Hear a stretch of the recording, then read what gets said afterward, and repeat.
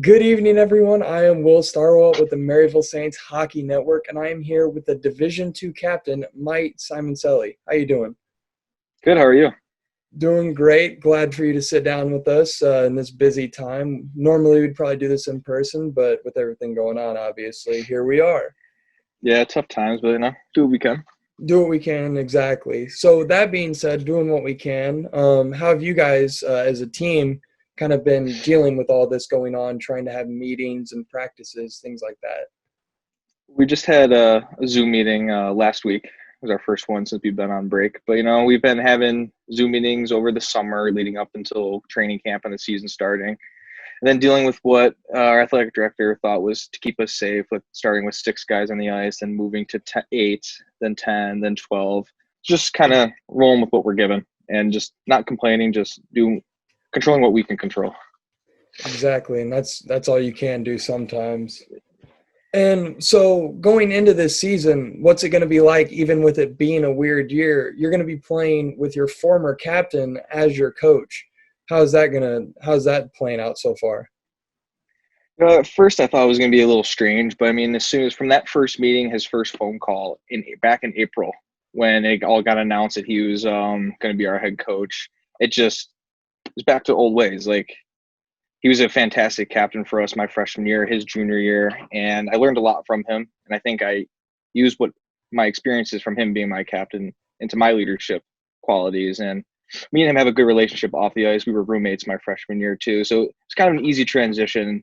I was kind of always like, man, I don't know why I thought this was weird, because it's actually working out very well. So. And with him being announced the new head coach, I believe you've played for 3 different head coaches in 3 different years.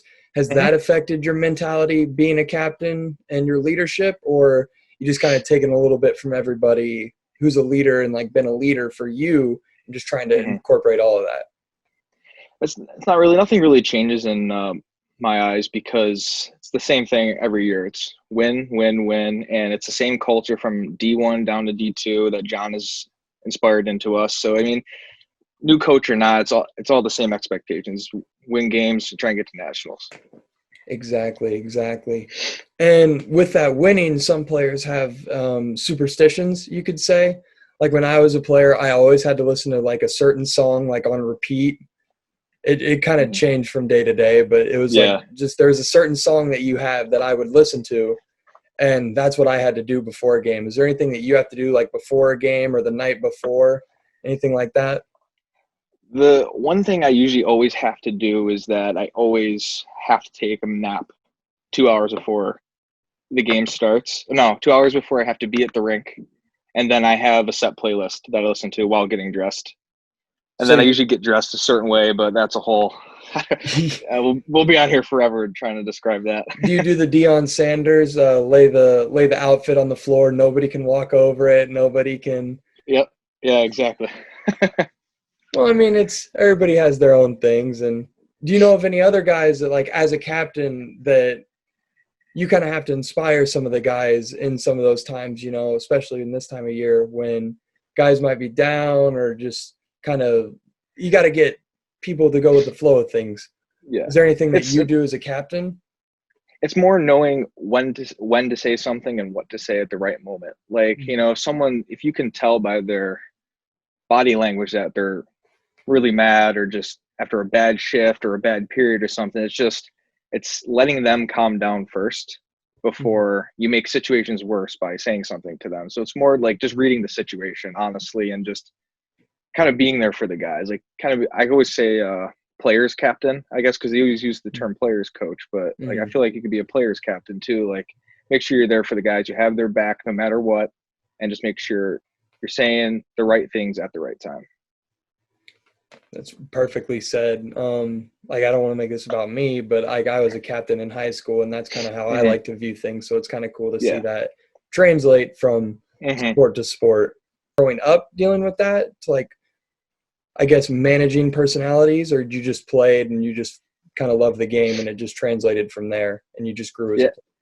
More translated just from love of the game. Just growing up, there's nothing I wanted to do more was be at the rink. Get home from school, get the bag packed, and hop in my parents' car and get right to the rink as fast as possible. It's just the way it was when I was younger. I played other sports, but I knew hockey was the only thing I wanted to do and what I wanted to do beyond high school. So what age did you start like skating? Like, because most kids, skate when they're younger. And then when did you know that you wanted to play hockey as a kid? Like what age, if you can remember that far? Well, the story is from my dad is that he took me skating when I was 3. And apparently I took a lap, came back and said, I'm done, and kind of didn't like it.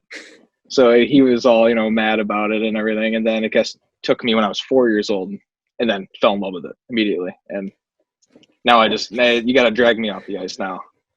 So now that's your dad going, oh, you'll like it eventually. Yeah. He's like, I'm going to go.